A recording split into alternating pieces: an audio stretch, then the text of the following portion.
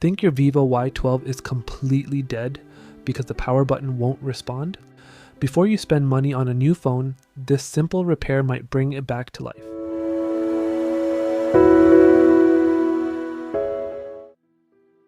Today, we're repairing a Vivo Y12 with a faulty power button and damaged power flex cable.